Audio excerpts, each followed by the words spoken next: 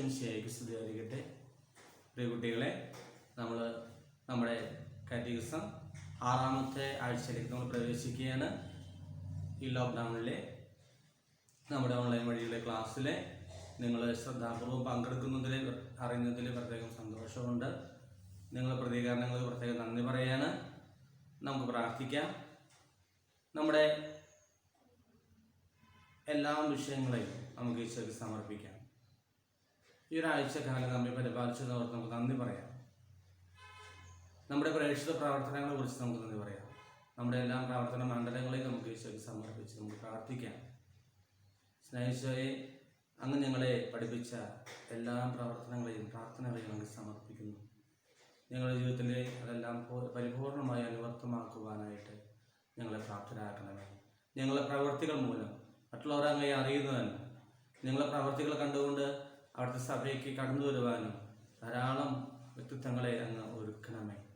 ഞങ്ങളുടെ പ്രവൃത്തികൾ മൂലം ധാരാളം പേർ അങ്ങ് വിശ്വസിച്ചുകൊണ്ട് അങ്ങ് ആരാണെന്ന് അറിയുവാനുള്ള ബോധ്യം ഞങ്ങൾക്കെല്ലാവർക്കും നൽകണമേ. നിത്യം പിതാവും പുത്രനും പരിശുദ്ധാത്മാവുമായ സർവേശ്വരൻ എന്നേക്കും ആമേൻ. പ്രിയ കൂട്ടുകാരെ, നമ്മൾ നമ്മുടെ 3ാമത്തെ ലെസൻ്റെ 2ാം ഭാഗത്തിലേക്ക് നമ്മൾ പ്രവേശിക്കുകയാണ്. ഈ ക്ലാസ് കഴിയുമ്പോൾ നമ്മുടെ 3ാമത്തെ ലെസണും അവസാനിക്കും. നമ്മൾ കഴിഞ്ഞ ക്ലാസ്സിൽ നമ്മൾ പഠിച്ചത് പ്രേക്ഷിത ചൈതന്യം ആദിമസഭയുടെ പ്രേക്ഷിത പ്രവർത്തനങ്ങളെ കുറിച്ചാണ് നമ്മൾ തുടക്കമിട്ടത്. മനുഷ്യർക്ക് രക്ഷപ്പെടുവാനുള്ള ക്രിസ്തുവിൻ്റെ ഏക മാർഗമാണ് സഭ എന്നാണ് നമ്മൾ പഠിച്ചത്. കാരണം കാണപ്പെടാത്ത ദൈവിക ജീവനെ നമ്മളിലേക്ക് ദൃശ്യമായ രീതിയിൽ കാണിച്ചു തരുന്ന അടയാളങ്ങളാണ് കൂദാശകൾ എന്ന് നമ്മൾ പഠിച്ചതുപോലെ, കാണപ്പെടാത്ത ദൈവത്തെ നമുക്ക് നമ്മുടെ മുമ്പിലേക്ക് എത്തിച്ചു തരുന്നത് സഭയാണ്. സഭയിലൂടെയാണ് ഈശോയെ നമുക്ക് കാണാനായിട്ട് സാധിക്കുക. അതുകൊണ്ടാണ് സഭയെ നമ്മൾ കൂദാശ എന്ന് നമ്മൾ വിളിക്കുന്നത് നമ്മൾ പഠിച്ചു കഴിഞ്ഞു. ഇതിലൂടെയാണ് രക്ഷപ്പെടാനുള്ള മാർഗം. സഭയിലൂടെ മാത്രമേ രക്ഷപ്പെടാനായിട്ട് നമുക്ക് മാർഗം. നമ്മൾ പറഞ്ഞു, പത്രോസ്ലിഹയുടെ സുവിശേഷ പ്രസംഗം കേട്ടുകൊണ്ട് ജെറുസലേമിലുണ്ടായിരുന്ന അവൻ തടിച്ചുകൂടിയിരുന്ന ജനങ്ങളെ അവിടെ യേശു മരിച്ചതിന് ശേഷം പെന്തക്കോസ്ത് തിരുനാളിലെ സെഹിയോമാളികയിലെ പരിശുദ്ധാത്മാവിനാൽ പ്രചോദരായി ശക്തിയുള്ളവരായി പുറത്തേക്ക് ചാടി പൗലോസ്ലീഹ അവിടെ പ്രസംഗിക്കുന്നുണ്ട്. അവിടെ വെച്ച് തന്നെ 3000-ഓളം പേര് വിശ്വാസം സ്വീകരിച്ചു. അത് പലയിടങ്ങളിൽ നിന്ന് വന്ന വ്യക്തിത്വങ്ങൾക്ക്, പല ഭാഷകൾ അറിയുന്നവർക്ക് പത്രോസ്ലീഹയുടെ ഈ പ്രസംഗം കേട്ടപ്പോൾ പത്രോസ്ലീഹയുടെ ഭാഷ എല്ലാവർക്കും മനസ്സിലായി. വ്യത്യസ്ത ഭാഷകൾ അറിയുന്നവരാണ്. പത്രോസ്ലീഹയുടെ ഭാഷയല്ല മറ്റുള്ളവർക്ക് അറിയാം. പക്ഷേ പരിശുദ്ധാത്മാവിന്റെ പ്രവർത്തനം മൂലം പത്രോസ്ലീഹയുടെ പ്രസംഗം കേട്ട് അവിടെ തടിച്ചുകൂടിയിരുന്ന ആളുകളിലെ 3000 പേര് യേശുക്രിസ്തുവിന്റെ സഭയിലേക്ക് ചേരുകയും അതുപോലെ അവരുടെ പ്രാർത്ഥന, അപ്പം മുറിക്കുന്ന ശുശ്രൂഷ, പ്രബോധനങ്ങൾ, കൂട്ടായ്മകളൊക്കെ കണ്ടുകൊണ്ട് സഭ വളർന്നു വരികയും ഇതിലൊക്കെ താല്പര്യവും പങ്കെടുക്കുകയും സഭ വളരുകയും ചെയ്യാൻ തുടങ്ങി നമ്മൾ പഠിച്ചു കഴിഞ്ഞു. അങ്ങനെ രക്ഷപ്പെടാനുള്ള ഇത് പ്രസംഗങ്ങൾ കേട്ടപ്പോൾ മറ്റുള്ളവർക്ക് പേടി കിടന്നു. ഇനി ഞങ്ങൾ എന്ത് ചെയ്യണം? അവർക്ക് രക്ഷപ്പെടാൻ വേണ്ടി അവർ ക്രിസ്തുവിനെ കൊല്ലാനൊക്കെ കൂട്ടുനിന്നു. ക്രിസ്തുവിനെ കൊന്നു. എന്നിട്ട് ക്രിസ്തു തന്നെ മരിച്ചതിന് ശേഷം ഇവർ പത്രോസ്ലീഹ ഇത്രയും ആർജവത്തോടു കൂടി ഊർജത്തോടു കൂടി പ്രസംഗിക്കുന്നത് കേട്ടപ്പോൾ ഇവർക്ക് തോന്നി ഇവിടെ എന്തോ വലിയ ശക്തി പ്രവർത്തിക്കുന്നത് മനസ്സിലായി. ഇവർക്ക് ആ പേടി കിടക്കാൻ തുടങ്ങി. ഇവർ പറയാണ്, ഞങ്ങൾക്ക് രക്ഷപ്പെടണം. എന്താണ് വഴി? അവിടെയാണ് പത്രോസ്ലീഹ പറയാ, വിശ്വസിക്കുക, അനുദപിക്കുക, പാപമോചനത്തിനായിട്ട് പ്രാർത്ഥിക്കുക. അങ്ങനെ എന്നാൽ നിങ്ങൾക്കും രക്ഷപ്പെടാം എന്ന് അവിടെ പറഞ്ഞു കൊടുക്കുന്ന പത്രോസ്ലീഹ. അതേപ്രകാരമാണ് അവിടെ 3000 പേര് ക്രിസ്തുവിനെ വിശ്വസിക്കുകയും സഭയിൽ അംഗങ്ങളാവുകയും സഭ വളരാൻ തുടങ്ങിയത്. സഭ വളരുന്നതിന്റെ ഒപ്പം തന്നെ ഉണ്ടായിരുന്നു നമുക്ക് ശത്രുക്കളും ഒപ്പം രൂപപ്പെട്ടു. നമുക്ക് അടുത്ത ക്ലാസ്സിൽ നമുക്ക് പഠിക്കാം, അടുത്ത പാഠത്തിൽ നമുക്ക് പഠിക്കാം. ഇപ്പോ നമ്മള് രക്ഷപ്പെടാനുള്ള മാർഗം നമ്മൾ കഴിഞ്ഞ ക്ലാസ്സിൽ പഠിച്ച കഴിഞ്ഞ ക്ലാസ്സിൽ നമ്മൾ പഠിച്ചൊരു പുതിയൊരു വാക്കാണ് മാർഗം. രക്ഷപ്പെടാനുള്ള മാർഗം, യേശുവിലേക്ക് ക്രിസ്തു മനുഷ്യർക്ക് രക്ഷപ്പെടാനുള്ള മാർഗമാണ് ക്രിസ്തുവിന്റെ സഭ എന്ന് നമ്മൾ കഴിഞ്ഞ ക്ലാസ്സിൽ പഠിച്ചു നിർത്തി. അതുപോലെ തന്നെ നമ്മൾ പറഞ്ഞു, ആദിമ സമൂഹം സുവിശേഷം ശ്രവിച്ചിരുന്ന സമൂഹമായിരുന്നു. സുവിശേഷം എന്ന് പറയുന്നത് ഈശോയാണ്. ഈശോയെ ശ്രവിച്ചിരുന്ന സമൂഹമായിരുന്നു ആദിമ സമൂഹം എന്ന് നമ്മൾ പഠിച്ചു. അതുപോലെ തന്നെ നമ്മൾ പറഞ്ഞു നിന്ന് സുവിശേഷാനുസൃതം ജീവിച്ചിരുന്നവരാണ് ആദിമസഭ എന്ന് നമ്മൾ പഠിച്ചു. അവിടെ നമ്മൾ പറഞ്ഞു നിർത്തിയത് സുവിശേഷം ശ്രവിച്ചവരായിരുന്നു, സുവിശേഷം ജീവിക്കുന്നവരായിരുന്നു. സുവിശേഷം എന്ന് പറഞ്ഞാൽ ഈശോയ്ക്ക് വേണ്ടി ജീവിക്കുന്നവര്, ഈശോയെ പോലെ ജീവിക്കുന്നവര്, ഈശോയെ പോലെ ആകാൻ ശ്രമിക്കുന്നവര്. മനസ്സിലാവുന്നുണ്ടോ? അപ്പോ ഈശോയെ ശ്രവിച്ചാൽ മാത്രം പോരാ, ഈശോയെ അവർ പ്രസംഗിക്കാൻ തുടങ്ങി, യേശുവിന് വേണ്ടി ജീവിക്കാൻ തുടങ്ങി, യേശു ജീവിച്ച പോലെ ജീവിക്കാൻ തുടങ്ങി. അങ്ങനെ ഇവരെ ഒരു ഗണമായി, കൂട്ടമായി ഭൗതിക വസ്തുക്കളൊക്കെ പങ്കുവെക്കാൻ തുടങ്ങി. അവർക്ക് സന്തോഷം കണ്ടോ, ഭൗതിക വസ്തുക്കൾ പൊതുവാക്കി വെച്ച് സന്തോഷത്തോടും തൃപ്തിയോടും കൂടി മറ്റവർക്ക് പങ്കുവെക്കുവാനുള്ള മനസ്സ് വന്നു അവർക്ക്. ഈശോയെ അറിഞ്ഞപ്പോൾ അവർക്ക് അവരുടെ നിന്ന് പിടിച്ചു വെച്ചിരുന്നതൊക്കെ അവർ വിടാൻ തുടങ്ങി. അവരുടെയാണെന്ന് പറഞ്ഞ് വെച്ചിരുന്ന എന്റെ എന്ന് പറഞ്ഞ് വെച്ചിരുന്ന സ്വാർത്ഥത മൂലം ഉണ്ടാക്കി വെച്ചിരുന്ന സമ്പത്തുകൾ എല്ലാം അവർ വിട്ടുകൊടുക്കാൻ തുടങ്ങി യേശുവിനെ അറിഞ്ഞു കഴിഞ്ഞപ്പോൾ. അങ്ങനെ യേശുവിലേക്ക് അവരെല്ലാം സമർപ്പിക്കും. അവർക്ക് ഒരു വിഷമം ഉണ്ടായില്ല പങ്കുവെക്കുന്ന കാര്യത്തിൽ ഒരു വിഷമം ഉണ്ടായിരുന്നില്ല. ഈശോയ്ക്ക് കൊടുക്കും, ഈശോയുടെ നാമത്തിൽ ഒന്നിച്ചു കൂടും, ഈശോയുടെ നാമത്തിൽ ഒരുമിക്കും, ഈശോയുടെ നാമത്തിൽ പൊതുവാക്കി വെച്ചിരുന്നതൊക്കെ പങ്കുവെച്ചു കൊടുക്കും. അങ്ങനെ പൊതുവായിട്ട് ജീവിക്കുവാനുള്ള ഒരു താല്പര്യം അവരിൽ കൊണ്ടുവരാൻ തുടങ്ങി. പക്ഷേ അവിടെ അവർക്ക് വീഴ്ചകൾ പറ്റിയിരുന്നു. നമുക്കറിയാലോ, നമ്മുടെ അപ്പസ്തോല പ്രവർത്തനങ്ങളിലെ 5-ാം അധ്യായത്തിലെ 1 മുതൽ 11 വരെയുള്ള വാക്യങ്ങൾ നിങ്ങളൊന്ന് വായിക്കണം നല്ലതാണ്. അതായത് ഈശോ കൊടുത്തിട്ടുള്ള സമ്പത്ത് അവർ കള്ളത്തരം കാണിച്ച ആരെ? 2 വ്യക്തികളുണ്ടല്ലോ കള്ളത്തരം കാണിച്ചവര്, അനനിയാസും സഫീറയും. കള്ളത്തരം കാണിച്ചു. അവരുടെ സമ്പത്ത് അവർ വിറ്റു. എല്ലാം അവരുടെ ആയിരുന്നു. അത് പൊതുവാക്കി വിറ്റിട്ട് അവരെന്ത് ചെയ്തു? കുറച്ച് പൈസ കൊടുത്ത് അപ്പോസ്തലന്മാർ കൊടുത്തു. കുറച്ച് പൈസ എടുത്ത് കൊടുത്തു. അപ്പൊ അവിടെ ചോദിക്കുന്നുണ്ട്, നിങ്ങൾ ഇത്രയ്ക്കാണോ? ഇത് നിങ്ങളുടെ ഭൂമിയല്ലേ? അതെ. ഇത് വിൽക്കാൻ വേറെ ആരെങ്കിലും പ്രേരിപ്പിച്ചോ? ഇല്ല. അപ്പൊ നിങ്ങൾ എന്നെ കളത്തരം കാണിക്കാൻ പ്രേരിപ്പിച്ചത് ആരാ? നിങ്ങൾ വിറ്റത് ഈ തുറയ്ക്കാണോ പറമ്പ് വിറ്റത്? അല്ല. ഇതൊക്കെ അറിയാം. എന്നിട്ട് അവിടെ കളത്തരം കാണിച്ച വഴിക്ക് അവിടെ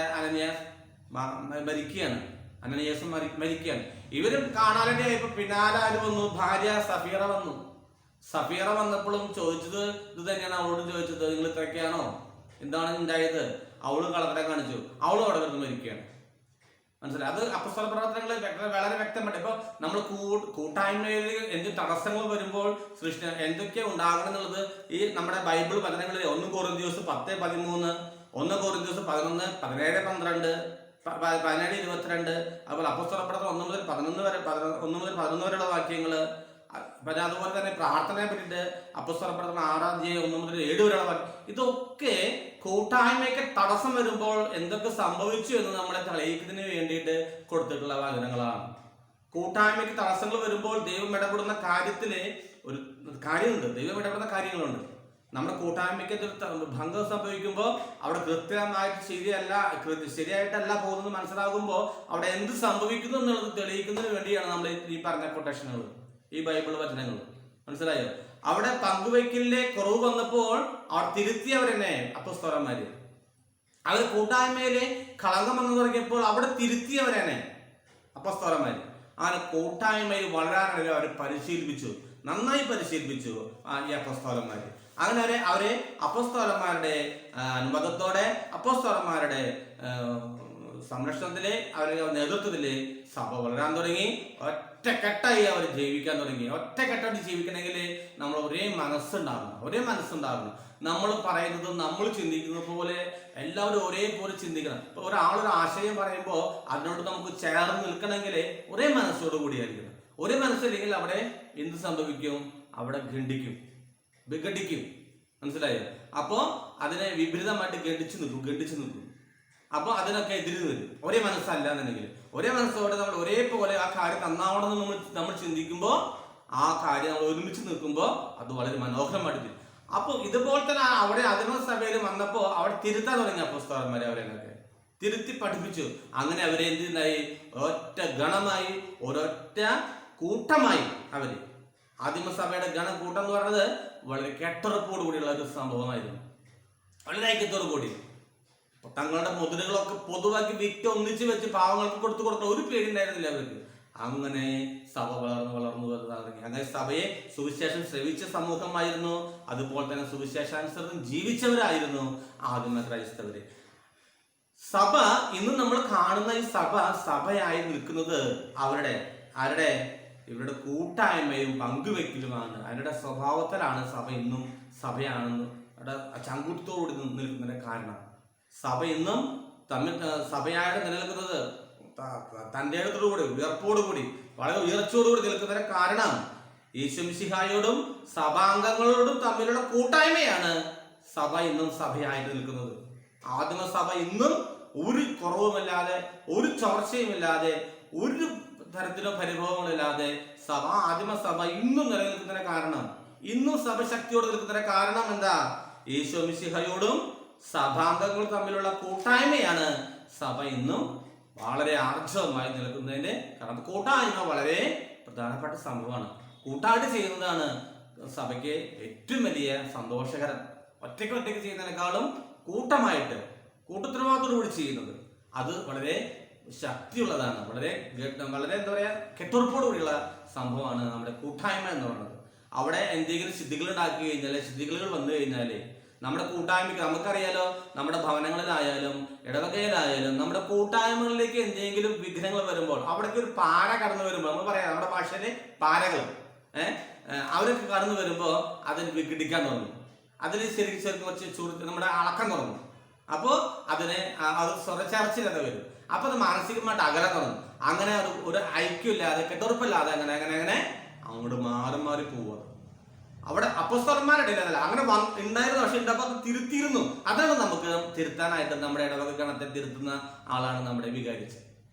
മനസ്സിലായോ? നമ്മുടെ കുടുംബത്തിൽ എന്തെങ്കിലും പ്രശ്നങ്ങൾ ഉണ്ടാകുമ്പോൾ തിരുത്തുന്നത് ആരാ? അത് നമ്മുടെ കുടുംബക്കാരനായ അപ്പച്ചനാവും. ആ കുടുംബത്തെ കാര്യങ്ങൾ അതങ്ങനെ തിരുത്തി അതിന് വിടും. ആ പ്രശ്നം അവിടെ സോൾവ് ചെയ്യും. നമ്മുടെ ഇടവകയിലാണെങ്കിൽ നമുക്ക് എന്തെങ്കിലും കാര്യങ്ങൾ വരുമ്പോൾ അത് ചർച്ച ചെയ്ത് പ്രശ്നങ്ങൾ വരുമ്പോൾ അവിടെ അത് തീർപ്പ് കൽപ്പിക്കാരാ? നമ്മുടെ വികാരിച്ചന്മാർ. അങ്ങനെ സഭയിൽ അങ്ങനെ തന്നെയാണ്. സഭയ്ക്ക് എന്തെങ്കിലും പ്രശ്നം വരുമ്പോൾ സഭയെ തിരുത്തൽ ചെയ്യാനായിട്ട് അവിടെ നേതാക്കന്മാരുണ്ട്, അധികാരികളുണ്ട്, സഭാധികാരികളുണ്ട്, മെത്രാന്മാര്, കർദ്ദനാന്മാര്, അങ്ങനെ മുതലായുള്ള വ്യക്തിത്വങ്ങള് സഭയിലുണ്ട്. അപ്പൊ ഇതെല്ലാം എന്തിനു വേണ്ടിയിട്ടാണ്? സഭയുടെ കൂട്ടുത്തരവാദിത്വം നിലനിൽക്കുവാനും സഭയുടെ വളർച്ചയ്ക്കും വേണ്ടിയാണ് നമ്മുടെ കൂട്ടായ്മകളൊക്കെ ശക്തി പ്രാപിക്കേണ്ടത്. പിന്നെ ഏറ്റവും വലിയ കാര്യം എന്താണെന്ന് വെച്ച് കഴിഞ്ഞാല് ഇവരുടെ അപ്പം മുറുക ശുശ്രൂഷയാലാണ് ഇവരെ ശക്തി കേന്ദ്രമാക്കിയത്. ഇന്ന് അപ്പം മുറുക ശുശ്രൂഷ എന്ന് പറയുന്നത് വിശുദ്ധ കുർബാന, നമുക്ക് വിശുദ്ധ കുർബാനയാണ്. അന്ന് വിശുദ്ധ കുർബാനയ്ക്കുള്ള അവസരങ്ങളോ അതൊന്നും നടന്നില്ല, സൗകര്യങ്ങളൊന്നും ഉണ്ടായിരുന്നില്ല.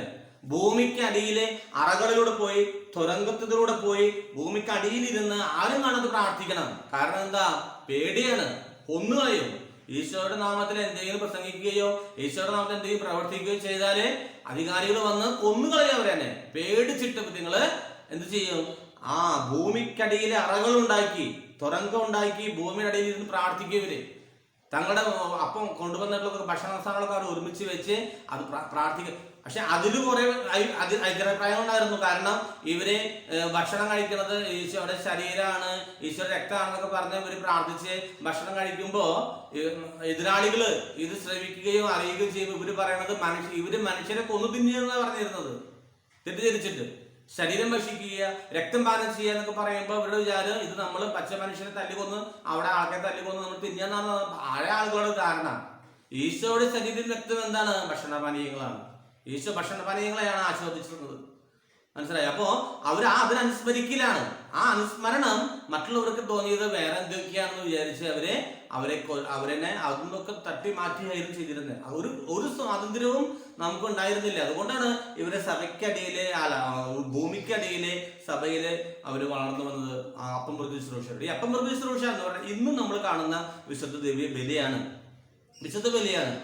വിശുദ്ധ ബലി ഈ അപ്പം മുറിക്കലെ അവര് ശക്തി കേന്ദ്രമാക്കി മാറ്റിയിരുന്നു. ശക്തി കേന്ദ്രം, അതായത് ഇവർ പ്രാർത്ഥന കഴിഞ്ഞു, അവരുടെ പങ്കുവെക്കുന്ന അനുഭവം പങ്കുവെച്ചു. നമ്മൾ പറയല്ലോ, ഒരു പാട്ടുണ്ടല്ലോ നമുക്ക്, ദിവ്യകാരുണ്യമേ ബലിവേദിയിൽ, അത് കഴിഞ്ഞിട്ട് മേശയ്ക്കു ചുറ്റും ഒരുമിച്ചു കൂട്ടുന്ന ദിവ്യവിരുന്നാണു മേശയ്ക്ക് ചുറ്റും ഒരുമിച്ചിരുന്ന് പ്രാർത്ഥിക്കുക, ഒരുമിച്ചിരുന്ന് പങ്കുവയ്ക്കുക, സ്നേഹാനുഭവം പകർന്നു കൊടുക്കുക. എന്ത് പ്രശ്നങ്ങളും അന്നാന്നുണ്ടാകുന്ന പ്രശ്നങ്ങൾ ചർച്ച ചെയ്യുക. നമ്മുടെ കുടുംബങ്ങളിൽ ഇന്ന് കാണാതെ പോകുന്നത് തന്നെയാണ്. നമ്മുടെ കുടുംബ പ്രാർത്ഥനകളും നമ്മുടെ കൂട്ടായ്മയുള്ള ഭക്ഷണ രീതികളും ഇന്നില്ല നമ്മുടെ ഭവനങ്ങളിൽ. അതുകൊണ്ട് നമുക്ക് എന്തുണ്ട്, ഈ സ്നേഹ കൂട്ടായ്മ പല കുടുംബങ്ങളിൽ ഇല്ല. എല്ലാ കുടുംബങ്ങളും ഞാൻ പറയുന്നില്ല, ചില കുടുംബങ്ങളിൽ ഇല്ല. മകൻ ഭക്ഷണം കഴിക്കാൻ വന്നു, ടിവിയുടെ മുമ്പിലേക്ക് വന്നു, അമ്മ അപ്പുറത്ത് പോയി, അല്ലെങ്കിൽ അപ്പ ഇപ്പുറത്തേക്ക് പോയി, അല്ലെങ്കിൽ അപ്പ ഒരു ഒരുമയില്ലാതെ കൂട്ടായ്മയില്ലാതെ ഭക്ഷണ കാര്യത്തിലും പ്രാർത്ഥനകളിലും ഒന്നൊരു കൂട്ടായ്മയില്ലാതെ ജീവിക്കുമ്പോൾ അവിടെ എന്തുണ്ടാകുക, അവിടെ പ്രശ്നങ്ങളാണ് രൂപപ്പെടുക. ആദിമ ക്രൈസ്തവരിൽ സഭയിലെ അതല്ല നമ്മെ പഠിപ്പിക്കുന്നത്. അവരുടെ ഉത്തരവാദിത്വം, അവരുടെ കെട്ടുറപ്പാണ് വലിയ ശക്തി എന്ന് നമുക്ക് കാണിച്ചു തരുന്നുണ്ട്. അത് തന്നെയാണ് നമ്മുടെ മാതൃക. അവർ തന്നെയാണ് നമ്മുടെ മാതൃക. നമുക്ക് വേണ്ടി മുന്നേ ജീവിച്ച് കാണിച്ചു തന്നവരാണ് ആദിമ ക്രൈസ്തവര്. മനസ്സിലായോ? അവരുടെ ജീവിത മാതൃകയാണ് നമ്മളിത് തുടർന്നുകൊണ്ട് പോകുന്നത്. അപ്പോൾ അവരുടെ അപ്പമൃഗ ശുശ്രൂഷ എന്ന് പറയുന്നത് ഇന്ന് നമുക്ക് വിശുദ്ധ കുർബാനയാണ്. വിശുദ്ധ കുർബാന നമുക്ക് ജീവിതത്തിന്റെ കേന്ദ്രമാകണം, ശക്തിയുടെ ഉറവിടമാകണം. ജീവിതത്തിന്റെ കേന്ദ്രവും ശക്തിയുടെ ഉറവിടവുമാകണം നമുക്ക് വിശുദ്ധ കുർബാന. അന്ന് അപ്പമൃഗ ശുശ്രൂഷയിൽ അവർ പങ്കെടുത്ത് അവര് അനുദിനം ധൈര്യം സംഭരിച്ചു പോയിരുന്നു. മനസ്സിലായോ? പ്രാർത്ഥന കഴിഞ്ഞ് ഒട്ടനേരുന്ന അപ്പം ഭക്ഷണം കഴിക്കുന്നത് കഴിഞ്ഞ് അവര് എന്നുണ്ടായ സംഭവങ്ങളൊക്കെ തുറന്ന് പങ്കുവെക്കും, സംസാരിക്കും.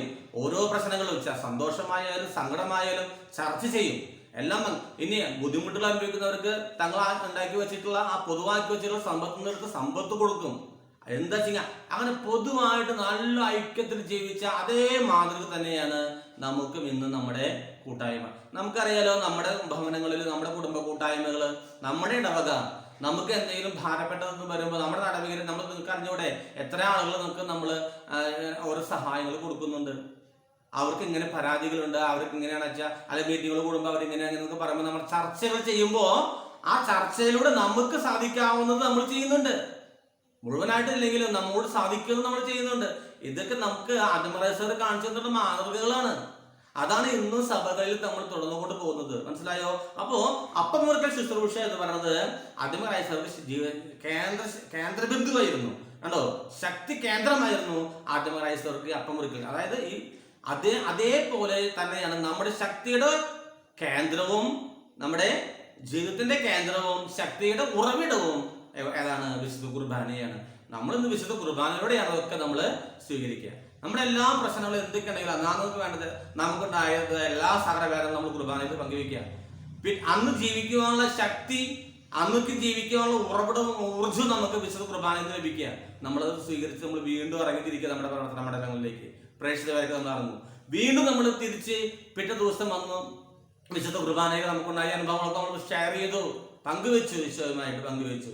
വീണ്ടും നമ്മൾ അവിടുന്ന് ശക്തിയെടുത്തു, ഊർജം, ഭയങ്കര ആരോഗ്യത്തോടുകൂടി നമ്മൾ ഭയങ്കര ഉണർവോടുകൂടി നമ്മൾ വീണ്ടും അനുദിനം വിശുദ്ധ ബലിയിൽ പങ്കെടുക്കുന്നവർക്ക് അറിയാം അതിനെ പറ്റിയിട്ട്.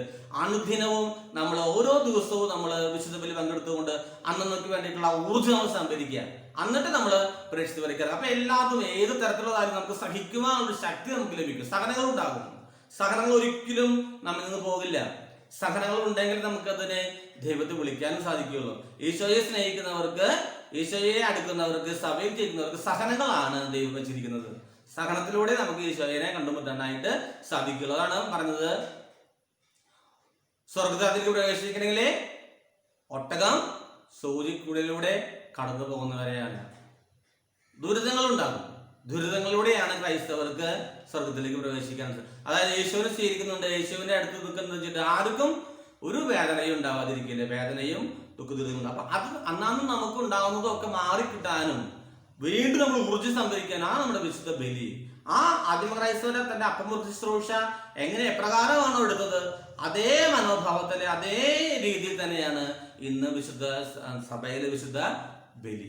മനസ്സിലായോ? അപ്പൊ വിശുദ്ധ ബലിയെ കേന്ദ്രമാക്കിയുള്ള ജീവിതമായിരിക്കണം ആരുടേത്? നമ്മുടേത്. ക്രൈസ്തവരായ നമ്മുടെ എല്ലാവരുടെയും ആയിരിക്കുന്നത്. ആദിമക്രൈസ്തവർ എങ്ങനെയായിരുന്നു അതേ മാതൃക തന്നെ നമുക്കുള്ളത്. വിശുദ്ധ ബലിയെ നമ്മൾ കേന്ദ്രമാക്കി നമ്മുടെ പ്രേക്ഷിത വേലകൾക്ക് നമ്മൾ അനുദിനം ഇറങ്ങണം. ഓരോ ദിവസവും നമുക്കുണ്ടാകുന്ന വേദനകൾ നമ്മൾ മാറ്റണം. അതൊന്നും മനസ്സിൽ വെച്ചിട്ട് കാര്യമില്ല. അന്നാന്നുണ്ടാകുന്നത് പിറ്റേ ദിവസം വരിക, വിശുദ്ധ ബലി പങ്കെടുക്കുന്നു, നമ്മളവിടെ യേശുവിലേക്ക് സമർപ്പിക്കുന്നു. അതവിടെ യേശുവിലേക്ക് അടുത്ത് കഴിഞ്ഞാൽ ആ വേദനകൾക്കൊക്കെ ഒരു ശമനം കിട്ടി കഴിഞ്ഞാൽ വീണ്ടും അന്നേ ദിവസം പോകാനായിട്ട് നമുക്ക് ഈശോയിൽ ശക്തി ലഭിക്കണം. അത് വിശുദ്ധ കുർബാനയോടെ ലഭിക്കുള്ളൂ. മദർ തെരേസ പറയുന്നുണ്ട്. മദർ തെരേസ ഒരു അനുഭവത്തിനോട് ഞാൻ പറഞ്ഞുതരാം. മദർ തെരേസ നമ്മുടെ തൃശ്ശൂർക്ക് വന്ന സമയത്ത് അന്ന് തട്ടിൽപിതാവ് പറഞ്ഞ തട്ടിൽപിതാവിന്റെ അന്ന് നമ്മുടെ സെമിനാരിയുടെ രക്ഷനായിരുന്നു. അപ്പൊ പിതാവിന് അന്ന് വെച്ചാൽ ഇന്ന് പിതാവ് മദർ തെരേസ അമ്പലപുരത്തേക്ക് വന്നു. അതൊക്കെ ഞങ്ങൾക്ക് പോയിട്ടുണ്ടായിരുന്ന സമയം ഉണ്ടായിരുന്നു. അവിടെ വെച്ചിട്ട് ആ മദർ ഒരു കാര്യം പറഞ്ഞിട്ടുണ്ടായി. ഗൾഫിലേക്ക് ഒരു മഠം സ്ഥാപിക്കേണ്ട കാര്യം പറഞ്ഞപ്പോ മദർ പറയുന്നത് കുറെ നീണ്ടൊരു കഥയാണ്, നമുക്ക് പിന്നീട് ഒരിക്കൽ പറയാം. ഞാൻ ചുരുക്കി പറയാം. മഠം സ്ഥാപിക്കുക എന്ന് പറയുമ്പോൾ അവിടെ ഗൾഫിലൊക്കെ നമുക്ക് അവരുടെ രാജ്യമാണല്ലോ, രാജ്യഭരണമാണല്ലോ. നമുക്ക് അങ്ങനെ കണികണ മതങ്ങൾ അവിടെ പോയിട്ട് സ്ഥാപിക്കാനോ ഒന്നും ഉണ്ടാക്കാൻ പറ്റില്ല. അപ്പൊ അവർക്ക് പെർമിഷനായി അല്ല പെർമിഷനൊക്കെ വേണം അവിടെ നിന്ന് ഉണ്ടാക്കുന്നത്. അപ്പൊ മദറിന്റെ പ്രവർത്തികളെ കണ്ടുകൊണ്ട് മദറിനെ ക്ഷണിച്ചു ഗൾഫിലേക്ക്. അവിടെ നിങ്ങൾ വരണം, നിങ്ങൾ നിങ്ങളുടെ നാട്ടിൽ രാജ്യത്ത് വന്ന് പണി അങ്ങനെ നിങ്ങളുടെ വേല ശുശ്രൂഷകൾ ആരംഭിക്കണം എന്നൊക്കെ പറഞ്ഞപ്പോ മദർ എന്താ പറയുന്നറിയോ? മദർ പറഞ്ഞത് ഞാൻ 2 കാര്യമാണ് ആവശ്യപ്പെടുന്നത്.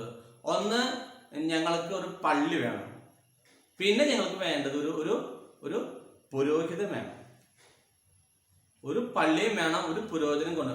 ഞങ്ങൾ മാത്രമല്ല വരിക, ഞങ്ങളുടെ കൂടെ ഒരു പുരോഹിതനും ഉണ്ടായിരിക്കും എന്ന് പറഞ്ഞു. അപ്പൊ അവരെ ആലോചിക്കണം എന്ന് പറഞ്ഞു. അവർ സമയം പറഞ്ഞു, നിങ്ങൾ വേണമെങ്കിൽ വിളിച്ചാൽ മതി, നിർബന്ധമില്ല എന്നൊക്കെ പറഞ്ഞ സമയത്ത് ലാസ്റ്റ് അവർ സമ്മതിച്ചു. അപ്പൊ ഒരു കാരണം എന്ന് പറഞ്ഞറിയോ? മദർ പറയണത്, ഞങ്ങൾക്ക് അനുദിനം എന്ത് വേലകൾ ചെയ്യണമെങ്കിലും നിങ്ങൾക്ക് അതിനുള്ള ഊർജ്ജം ലഭിക്കണം. അത് നിങ്ങൾക്ക് ലഭിക്കുക വിശുദ്ധ കുർബാനയിലൂടെയാണ്. വിശുദ്ധ കുർബാന അർപ്പിക്കുവാൻ ഒരു വൈദികന് മാത്രമേ അതിന് യോഗ്യതയുള്ളൂ. കൂദാശയിൽ പരികർമ്മം ചെയ്യാനായിട്ട് നിങ്ങൾക്ക് വൈദികനും ആവശ്യമുണ്ട്. അതുകൊണ്ടാണ് ഞാനത് ആവശ്യപ്പെട്ടതെന്ന് മദർ പിന്നീട് പറയുന്നത്. അപ്പൊ മദർ തെരേസ പറയണത്, ഞങ്ങൾക്ക് അന്നു വേണ്ട കാര്യങ്ങൾ ചെയ്യാൻ ഊർജ്ജം ലഭിച്ചിരുന്നത് വിശുദ്ധ കുർബാനയിൽ നിന്നാണ്. അതാണ് ശക്തി കേന്ദ്രം, അതാണ് ഉറവിടമായിരുന്നത് മദറിന്. അതേപോലെ തന്നെ നമുക്ക് എല്ലാവർക്കും അങ്ങനെ തന്നെ. നമുക്കത് അറിയുന്നില്ല കാര്യങ്ങള്. നമുക്ക് വിശുദ്ധ കുർബാനയിൽ നിന്നാണ് നമുക്ക് വേണ്ടത് ഊർജം ലഭിക്കുക. അപ്പോ നമ്മുടെ ജീവിതത്തിന് നമുക്ക് ഏറ്റവും മുതൽക്കൂട്ടാണ് നമ്മുടെ വിശുദ്ധ കുർബാന. അതുകൊണ്ട് സാധിക്കുന്നവരൊക്കെ കുർബാനയിലേക്ക് വന്ന് നമുക്ക് നമ്മുടെ പ്രശ്നങ്ങളൊക്കെ പറഞ്ഞ് ഈശോയുടെ ധൈര്യം സ്വീകരിക്കുന്ന ഏക മാർഗമാണ് വിശുദ്ധ കുർബാന. രക്ഷപ്പെടാനുള്ള മാർഗമാണ് വിശുദ്ധ കുർബാന. ഞാൻ പറഞ്ഞില്ലേ നിങ്ങളോട്, നമ്മുടെ വിശുദ്ധ കുർബാനയിൽ ചൊല്ലുന്ന വാക്കുകള് പ്രണാമത്തെ 4ാമത്തെ അനാഫ്ര പ്രാർത്ഥന 4ാമത്തെ പ്രണാമജപത്തിൽ ചെല്ലുന്നില്ലേ? ഞങ്ങളുടെ കർത്താവും ദൈവവുമായി മിശിഹ വന്ന് ജീവദായകമായ സുവിശേഷം വഴി പ്രവാചകന്മാർ, ശ്രീഹന്മാർ, രക്തസാക്ഷികൾ, വന്ദകന്മാർ, വേദപാരകന്മാർ, മെത്രാന്മാർ, പുരോഹിതന്മാർ, ശുശ്രൂഷികൾ എന്നിവർക്കും വിശുദ്ധ മാമോദിസായുടെ സജീവവും ജീവദായകവുമായ അടയാളത്താൽ മുദ്രിതരും പരിശുദ്ധ കത്തോലിക്ക സഭയുടെ സന്താനങ്ങളുമായ എല്ലാവർക്കും വിശുദ്ധിയുടെയും ആവശ്യമായ നർമ്മലത്തിന്റെയും വിശുദ്ധിയുടെ മാർഗം പഠിപ്പിച്ചു എന്ന് എല്ലാ മനുഷ്യരും അറിയട്ടെ. കണ്ടോ, ഒരു മാർഗം, രക്ഷപ്പെടാനുള്ള മാർഗം, നമുക്ക് വിശുദ്ധി പ്രാപിച്ച് രക്ഷപ്പെടാനുള്ള മാർഗമാണ് വിശുദ്ധ കുർബാന. അപ്പോ സഭയെ രക്ഷപ്പെടാനായിട്ട് ഉള്ള മാർഗം, നമ്മളതിന് ചെറിയ ക്ലാസ്സൊക്കെ പഠിച്ചിട്ട് അതിലുള്ള മാർഗങ്ങളാണ് കൂദാശകൾ സ്വീകരിക്കുക എന്നുള്ളത്. അപ്പൊ അതിലൂടെ നമുക്ക് രക്ഷപ്പെടാനായിട്ട് മാർഗമുണ്ട്. അപ്പൊ നമുക്ക് രക്ഷപ്പെടാനുള്ള മാർഗമാണ് സഭ. അങ്ങനെ അപ്പം ഒരു ശുശ്രൂഷ അവരവരുടെ ശക്തി കേന്ദ്രമാക്കി മാറ്റി. പിന്നീട് അവരെന്ത് ചെയ്തു? വിശ്വാസതീഷ്ണതയിൽ പ്രാർത്ഥിക്കുന്നവരായിരുന്നു. വിശ്വാസതീഷ്ണതയില് പ്രാർത്ഥിക്കുന്നവരായിരുന്നു ആദിമ ക്രൈസ്തവരെ. കണ്ടോ, ആ പ്രാർത്ഥിക്കുന്ന സമൂഹമായിരുന്നു. കണ്ടോ, അതായത് ദിവസത്തെ മുഴുവൻ വിശുദ്ധീകരിക്കാൻ വേണ്ടി, ഓരോ ദിവസവും വിശുദ്ധീകരിക്കാൻ വേണ്ടി എന്താ ചെയ്യാ? വിവിധ യാമങ്ങളിൽ അവർ പ്രാർത്ഥിച്ചിരുന്നു. യാമപ്രാർത്ഥനകൾ നമുക്ക് പിന്നുണ്ടായ സംഭവമാണ് യാമപ്രാർത്ഥനകൾ. ഓരോ വിവിധമായ യാമങ്ങളിൽ, നമ്മുടെ ഈ യാമങ്ങളെ പറ്റിയിട്ട് ഇവിടെ നമ്മുടെ ടെക്സ്റ്റ് ബുക്കിൽ കൊടുത്തിട്ടുണ്ട്. ഞാൻ വായിക്കാം. 3-ാം മണിക്കൂറിലെ, അതായത് രാവിലെ 9 മണി, 6-ാം മണിക്കൂറില് 12 മണി, 9-ാം മണിക്കൂറില് ഉച്ച കഴിഞ്ഞ് 3 മണി, 12-ാം മണിക്കൂറില് ഉച്ച കഴിഞ്ഞ് വൈകിട്ട് 6 മണി എന്നീ സമയങ്ങളില് ഇവര് പ്രാർത്ഥന നടത്തിയിരുന്നു. യാമപ്രാർത്ഥനകൾ. അത് എന്തിനു വേണ്ടിയിട്ടാ? ഓരോ ദിവസത്തെയും വിശദീകരിക്കാൻ വേണ്ടിയിട്ട്. അപ്പൊ പ്രാർത്ഥിക്കുന്ന സമൂഹമായിരുന്നു ആദിമ ക്രൈസ്തവര്. ഓരോ ദിവസവും രാവിലെ നേരം വെളുത്ത് എണീറ്റ് കഴിഞ്ഞാൽ നേരെ അസ്തം വയ്ക്കും, രാത്രി വരയ്ക്ക് ഒരു പ്രാർത്ഥനയാണ്. ഓരോ മണിക്കൂറിലും പ്രാർത്ഥനയായിരുന്നു, ഓരോ ദിവസത്തെയും വിശദീകരിക്കാൻ വേണ്ടിയിട്ട്. കണ്ടോ, അവർക്ക് ഓരോ ദിവസവും അതിന്റെ പ്രശ്നങ്ങൾ ഉണ്ടാകുന്നവരാ. ഇന്ന് നമുക്ക് ഇത്രയും പ്രശ്നമുണ്ട്. അപ്പൊ അന്ന് ആദിമകാലങ്ങളിൽ എന്തായിരിക്കും സ്ഥിതി? അന്ന് ആലോചിച്ച് നോക്കിക്കുക നിങ്ങൾ. അപ്പൊ അത്തരം മതപീഡനങ്ങൾക്ക് കടക്കുന്ന സമയങ്ങൾ, കാലഘട്ടങ്ങളാണ്. ക്രിസ്തുവിനൊന്നും പ്രഘോഷിക്കാൻ ഒരു അക്ഷരം ഇവിടെ പറയുന്നുണ്ട്, ഒരു അക്ഷരം നിങ്ങൾ ക്രിസ്തുവിനെ പറ്റി പിണ്ടി പോകരുത്, കൊന്നുകളയുന്ന ആക്കി കൊടുത്തുള്ള ആളുകളുണ്ടായിരുന്നു. അവരിന്ന് രക്ഷപ്പെട്ടു പോകണ്ടേ, അവരിന്ന് രക്ഷപ്പെടണം. അപ്പൊ അവർക്ക് ഉണ്ടാകുന്ന വേദനകൾ, അപ്പൊ ആ ദിവസത്തേക്ക് വിശദീകരിക്കാൻ വേണ്ടി, ആ ദിവസത്തിലേക്ക് യാതൊരു പ്രശ്നം ഉണ്ടാകാതിരിക്കാൻ വേണ്ടി പ്രാർത്ഥിക്കുന്നവരായിരുന്നു ആദിമ ക്രൈസ്തവര്. അതിന് യാമ പ്രാർത്ഥനകൾ ഓരോ മണിക്കൂറിലും ഇടവിട്ട് അവർ പ്രാർത്ഥിക്കാൻ തുടങ്ങി. അങ്ങനെ യാമ പ്രാർത്ഥനകൾ സഭയിൽ രൂപപ്പെടാൻ തുടങ്ങി. മനസ്സിലായോ? നമ്മളും എപ്പോഴും പ്രാർത്ഥിക്കാൻ കടപ്പെട്ടവരാണ്. എന്തിനാണ് നമ്മുടെ പള്ളിയിൽ മണിയടിക്കുന്നത്?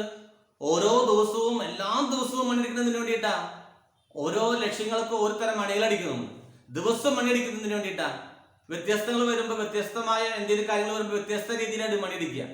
ഓർമ്മപ്പെടുത്തലാണ് മണിയടി എന്ന് പറയുന്നത്. ഓർമ്മപ്പെടുത്തലുകൾ, അതായത് രാവിലെ മണിയടിച്ചു എന്തിനു വേണ്ടിയിട്ടാ? ഇതാ ഈ മണിക്കൂറുകൾ, ഓരോ മണിക്കൂറിൽ നമ്മളെ ഓർമ്മപ്പെടുത്തി തരിക. ഇപ്പൊ ഇവിടെ നമ്മുടെ കപ്പേരിച്ചേട്ടൻ 5:05 രാവിലെ 5:05 മണിയടിക്കുമ്പോ നാം ഓർമ്മിപ്പിക്കുകയാണ്, പ്രിയരെ എണീക്കൂ, ദൈവത്തെ സ്തുതിക്കേ, നന്ദിയുള്ളവരാത്. കാരണം ഈ ദിവസം കാണാതെ കുറെ പേര് മരിച്ചുപോയി, നമുക്കത്ര ഭാഗ്യം കിട്ടി. അപ്പൊ നേരം വെളുത്ത് എനിക്ക് അപ്പൊ നമ്മൾ പ്രാർത്ഥിക്കാനുള്ളവരാണ്, നമ്മൾ ബോധ്യപ്പെടുത്തുന്നവരാണ്, ഓർമ്മപ്പെടുത്തലാണ് രാവിലത്തെ മണിയടി. അങ്ങനെ രാവിലെ മണിയടിച്ചു. ആ കാലം പ്രഭാത കൃത്യങ്ങളൊക്കെ കഴിഞ്ഞ് നമ്മൾ നമ്മുടെ പ്രഭാത ബലികളൊക്കെ അർപ്പിച്ച് കഴിഞ്ഞ് നമ്മൾ വീണ്ടും നമ്മുടേതായ വേലകൾക്ക് പോകുമ്പോൾ നമ്മൾ മറക്കും, പ്രാർത്ഥിക്കാനുള്ളവരാണെന്നുള്ള കാര്യം നമ്മൾ മറന്നു പോകും. അപ്പൊ വീണ്ടും ഉച്ചയ്ക്ക് മണിയടിക്കും പള്ളിയിൽ. അതിന് വേണ്ടിയിട്ടാ പ്രാർത്ഥിക്കേ. അല്ലാതെ നമ്മളൊക്കെ വിചാരം ഉച്ചയ്ക്ക് മണിയടിക്കുന്നത് പണിക്കാർക്ക് പണി മാറ്റാനുള്ളതെന്ന് വെച്ചിട്ടാണോ? അല്ല, പണിക്കാർക്ക് പണി മാറ്റാനുള്ളതല്ല പള്ളിയിലെ ഉച്ചത്തെ മണി. പള്ളിയിൽ മണിയടിക്കുന്നതിന് വേണ്ടി ഇതാണ് ലക്ഷ്യം. മനസ്സിലായോ? അതായത് നമ്മൾ ഓരോ മണിക്കൂറിൽ പ്രാർത്ഥിക്കേണ്ടവരാ. ഓരോ ദിവസത്തെയും വിശദീകരിക്കാൻ വേണ്ടി പ്രാർത്ഥിക്കാൻ വിളിക്കപ്പെട്ടവരാ നമ്മൾ ഓരോരുത്തരും. ആ പ്രാർത്ഥനയിൽ നിന്ന് പുറകോട്ട് പോകരുത്. പ്രാർത്ഥിക്കേ, ഇത് പ്രാർത്ഥനയുടെ സമയമാണ് എന്ന് നമ്മെ ഓർമ്മപ്പെടുത്തുന്ന മണികളാണ് പള്ളിയിലെ മണികൾ. മനസ്സിലായതുണ്ടോ? അങ്ങനെ ഉച്ചയ്ക്ക് പണിയടിച്ചു നമ്മൾ കുരിശ് വരച്ചു. മനസ്സിലായോ? അപ്പൊ നമുക്ക് ഓർമ്മ വന്നു, അയ്യോ പ്രാർത്ഥന. അങ്ങനെ നമ്മൾ വീണ്ടും നമ്മുടേതായ പണികൾക്ക് ഇറങ്ങി നമ്മൾ വീണ്ടും ക്ഷീണിതരായി നമ്മൾ പുറകോട്ട് പോയി വീണ്ടും നമ്മൾ വൈകിട്ട് മണിയടിച്ചു. അങ്ങനെ മണിയടിച്ച് ഓരോ യാമങ്ങൾ, ഓരോ മണിക്കൂറിൽ നമ്മൾ ഓർമ്മപ്പെടുത്തുന്ന സമയമാണ്, ഓരോ രീതിയാണ് ഈ മണിയടിക്കല്. മനസ്സിലായി? അപ്പൊ അങ്ങനെ ആദിമസഭയിലും അന്ന് മണിയടിന്നുണ്ടായിരുന്നില്ല. പക്ഷെ ഇന്ന് മണിയടിക്കലൊക്കെ തുടങ്ങി. നമ്മെ ഓർമ്മപ്പെടുത്താൻ ആളുകളുണ്ട്, നമ്മെ ഓർമ്മപ്പെടുത്തുന്നു. അന്ന് ഓർമ്മപ്പെടുത്താൻ ആളുകളൊന്നും ഇല്ല. അപ്പൊ സ്ഥിരം പ്രാർത്ഥന തന്നെയാണ്. അപ്പൊ യാമ പ്രാർത്ഥനകളുണ്ടായി. നമ്മുടെ ഓരോ മണിക്കൂറുകളും വീടിനെ ദിവസത്തെ വിശദീകരിക്കാൻ വേണ്ടി യാമ പ്രാർത്ഥനകൾ അവർ നടത്തിയിരുന്നു, ഓരോ പ്രാർത്ഥനകൾ നടത്തിയിരുന്നു. അങ്ങനെ അങ്ങനെ പ്രാർത്ഥിക്കുന്ന സമൂഹമായിരുന്നു ആദിമ ക്രൈസ്തവ സമൂഹം. പിന്നെ സുവിശേഷം പ്രഘോഷിച്ച സമൂഹമായിരുന്നു ആദിമ സമൂഹം. സുവിശേഷം പ്രഘോഷിച്ച സമൂഹമായിരുന്നു ആദിമ സമൂഹം. തങ്ങളുടെ ജീവിതം കണ്ടുകൊണ്ട് അനേകം പേര് ക്രിസ്തുവിനെ വിശ്വസിച്ച് സഭാംഗങ്ങളായി. അങ്ങനെ വിശ്വാസികളുടെ എണ്ണം വർദ്ധിക്കുവാൻ തുടങ്ങി. തങ്ങളുടെ ജീവിതം കണ്ടുകൊണ്ട് അനേകം പേർ ക്രിസ്തുവിനെ വിശ്വസിച്ചു, സഭാംഗങ്ങളായി. അങ്ങനെ വിശ്വാസികളുടെ എണ്ണം വർദ്ധിക്കാൻ തുടങ്ങി, സഭ വളരാൻ തുടങ്ങി, വിശ്വാസികളുടെ എണ്ണവും വർദ്ധിക്കാൻ തുടങ്ങി. അപ്പം നമുക്ക് എന്തുണ്ടാവാൻ തുടങ്ങി? ശത്രുക്കളും ഉണ്ടാകാൻ തുടങ്ങി. മനസ്സിലാകുന്നുണ്ടോ? അങ്ങനെ എല്ലാവരും ഉണ്ട്. ശത്രുക്കളും ഉണ്ട്, മിത്രങ്ങളും ഉണ്ട്. നമുക്ക് സഭയില് നമ്മുടെ കുടുംബത്തിലുള്ളതുപോലെ തന്നെ, കുടുംബാംഗങ്ങളിൽ ഉള്ളതുപോലെ തന്നെ, ഇടവാംഗങ്ങളിൽ ഉള്ളതുപോലെ തന്നെ എല്ലാ തരത്തിലുള്ള ആളുകളും ഉണ്ടായി സഭയിൽ അന്നും ഉണ്ടായിരുന്നു. മനസ്സിലായോ? അപ്പൊ അതിനൊക്കെ വിശദീകരിക്കാൻ വേണ്ടിയിട്ടായിരുന്നു പ്രാർത്ഥനകൾ. നമ്മുടെ കന്യാസ്ത്രീ മഠമൊക്കെ അതിനു വേണ്ടിയിട്ട് പ്രാർത്ഥിക്കാൻ ഉള്ള ഒരു വേദിയാണ്. അത് പ്രാർത്ഥിക്കാൻ വേണ്ടി വിളിക്കപ്പെട്ടവരാണ്, എപ്പോഴും പ്രാർത്ഥിക്കുന്നവരാണ് നമ്മുടെ സിസ്റ്റർമാരും അച്ഛന്മാരും ഒക്കെ. അപ്പോൾ ആ ദിവസത്തെ വിശദീകരിക്കാൻ വേണ്ടി, ജനങ്ങളെ വിശദീകരിക്കാൻ വേണ്ടി, നാടിനെ വിശദീകരിക്കാൻ, കുടുംബങ്ങളെ വിശദീകരിക്കാൻ വേണ്ടി പ്രാർത്ഥിക്കുന്ന സമൂഹമായി. അങ്ങനെ അവരുടെ ജീവിതത്തിലൂടെ അവർ സുവിശേഷം യേശുവിനെ പ്രസംഗിക്കുന്ന സമൂഹമായിട്ട് മാറി. ഇങ്ങനെയായിരുന്നു അവരുടെ പ്രേക്ഷിത പ്രവർത്തനങ്ങൾ. പ്രാർത്ഥിക്കുന്ന ഗണം അങ്ങനെ സുവിശേഷം പ്രസംഗിക്കാൻ തുടങ്ങി. തങ്ങളുടെ ജീവിതം കണ്ടുകൊണ്ട്, ആദിമ ക്രൈസ്തവരുടെ ജീവിതം കണ്ടുകൊണ്ട് അനേകം പേര് ക്രിസ്തുവിനെ വിശ്വസിച്ചു, സഭാംഗങ്ങളായി. അങ്ങനെ വിശ്വാസികളുടെ എണ്ണം വർദ്ധിച്ചു, സഭ വളർന്നു. മനസ്സിലായോ? ഇതാണ് നമ്മുടെ മൂന്നാമത്തെ ലെസൺ. ഇപ്പൊ 1, 2, 3 ലെസൺ നമ്മുടെ കഴിഞ്ഞു. മനസ്സിലായോ? 2, 3 ലെസൺ നമ്മുടെ കഴിഞ്ഞു. 3 ലെസണിൽ നമ്മൾ പ്രേക്ഷിത പ്രവർത്തനങ്ങളെ പറ്റിയിട്ടാണ് നമ്മൾ പഠിച്ചത്. മനസ്സിലാവുന്നുണ്ടോ? പ്രേക്ഷിത പ്രവർത്തനത്തെ കുറിച്ച് എന്താണ് പ്രേക്ഷിത പ്രവർത്തനങ്ങൾ നമ്മൾ പഠിച്ചു. എങ്ങനെ നമ്മുടെ ഈ മൂന്നാമത്തെ ലെസൺ, ഇത് 3ഉം ബന്ധപ്പെട്ട് കിടക്കുന്ന ലെസണുകളാണ്. അതുകൊണ്ട് മൂന്നും നന്നായി വായിച്ച് മനസ്സിലാക്കണം നിങ്ങൾ. നമ്മുടെ 3 ലെസൺ നമ്മൾ കഴിഞ്ഞിരിക്കുകയാണ്. നമുക്ക് ഇനി ഒരു പരീക്ഷയൊക്കെ ഉണ്ട്, മനസ്സിലായോ? നമ്മൾ ഇതിലെ ഈ ലെസണിൽ നമ്മൾ ചെയ്യേണ്ടത് 15 നമ്മൾ ചെയ്യാറുള്ള പോലെ 15 ചോദ്യങ്ങൾ ഉണ്ടാക്കണം, 15 ഉത്തരങ്ങൾ ഉണ്ടാക്കണം. 5 ഉത്തരങ്ങൾ നമ്മൾ ഉണ്ടാക്കണം, മനസ്സിലായോ? അത് എല്ലാം പാഠം കഴിഞ്ഞാൽ അങ്ങനെ തന്നെയാണ്, അത് മാറ്റമില്ല. അപ്പൊ 15 ചോദ്യം 5 ഉത്തരം നമ്മൾ കണ്ടെത്തണം. പിന്നെ നമുക്ക് ചെയ്യാനുള്ളത് നമ്മുടെ ബൈബിൾ സ്റ്റഡിയിലെ 3 പാഠം, 3 പേജ് ആയിരിക്കും. 3 പാഠം നിങ്ങളത് വീട്ടിലെ അപ്പനും അമ്മയും നിങ്ങൾ ഒരുമിച്ചിരുന്ന് ബൈബിൾ സ്റ്റഡി നിങ്ങൾ പൂർത്തീകരിക്കണം. അതൊന്നും ചോദ്യങ്ങൾ ഉണ്ടാവും, പരീക്ഷ എടുക്കുമ്പോൾ ചോദ്യങ്ങൾ. അപ്പോൾ 1, 2, 3 പാഠം, ബൈബിൾ സ്റ്റഡിയിലെ 3 പാഠം. ഈ നമ്മുടെ ലെസൺ 3 നിങ്ങൾ പഠിച്ചിരിക്കണം. ലെസൺ 3 15 ചോദ്യങ്ങൾ ഉത്തരം. അതുപോലെ തന്നെ ബൈബിൾ സ്റ്റഡിയിൽ 3 പാഠത്തിന്റെ ഉത്തരങ്ങൾ നിങ്ങൾ എഴുതിയിട്ട് എനിക്ക് എടുത്ത് എനിക്ക് ഗ്രൂപ്പിലേക്ക് ഇട്ട് തരാം, എനിക്ക് കാണണം, മനസ്സിലായോ? അപ്പൊ എന്തൊക്കെ ചെയ്യേണ്ട ഹോംവർക്ക് എന്തൊക്കെയാണ്? 15 ചോദ്യങ്ങളും അതിന്റെ ഉത്തരം കണ്ടെത്തി എഴുതിണ്ടാക്കുക. ബൈബിൾ സ്റ്റഡിയിലെ 3 ലെസണും എഴുതിണ്ടാക്കി പൂരിപ്പിച്ച് ഫോട്ടോ എടുത്ത് എനിക്ക് അയച്ചു തരണം. അത് നിങ്ങൾ അയച്ചു തരുമ്പോൾ മാറി മാറി പോകരുത്. ഒരാളുടെ ശരിക്കും കഴിഞ്ഞിട്ട് ഗ്രൂപ്പിൽ ഫോട്ടോ ഇടണ്ടോ അടിയോ ഒപ്പം ഒരു പേര് എഴുതണം. ചില ആളുകൾ പേര് ഇടുന്നില്ല, അപ്പൊ ഞാൻ ഊഹിച്ചെടുക്കുകയാണ് ചിലതൊക്കെ. അപ്പോൾ നിങ്ങളത് ശരിക്കും ചെയ്യണം. ഇതാണ് നമ്മുടെ ഹോംവർക്ക് ഉള്ളത്. നമുക്ക് അടുത്ത ആഴ്ച പരീക്ഷയുണ്ട്. അത് ഈ 3 ലെസനാണ്. ഈ 3 ലെസനും ഈ ബൈബിൾ സ്റ്റഡിയിലെ 3 ലെസനുമാണ് നമുക്ക് പരീക്ഷ, മനസ്സിലായോ? നമ്മൾ എന്താണ് പഠിച്ചത്, ഈ 3 ലെസൺ നമ്മൾ എന്താണ് പഠിച്ചതെന്ന് അതൊന്ന് അറിയണല്ലോ. അതിന് വേണ്ടിയിട്ടാണ്. ഇതിന് വലിയ നമ്മൾ അതിന് വേണ്ടിയിട്ട് നിങ്ങൾ ഉറപ്പുളച്ചിരുന്ന് എന്താ ചെയ്യേണ്ടത്, അത് നിങ്ങളുടെ ഇഷ്ടം, മനസ്സിലായോ? നിങ്ങൾ പഠിക്കണം, എന്തായാലും പഠിച്ചിട്ട് നിങ്ങൾ ഇതിന്റെ ഉത്തരങ്ങൾ നിങ്ങൾ അയച്ചു തരണം. എങ്ങനെയാണ് ചെയ്യേണ്ടത് എന്നുള്ളത് നിങ്ങൾക്ക് ഞാൻ പിന്നീട് പറഞ്ഞു തരുന്നതാണ്, മനസ്സിലായോ? അപ്പൊ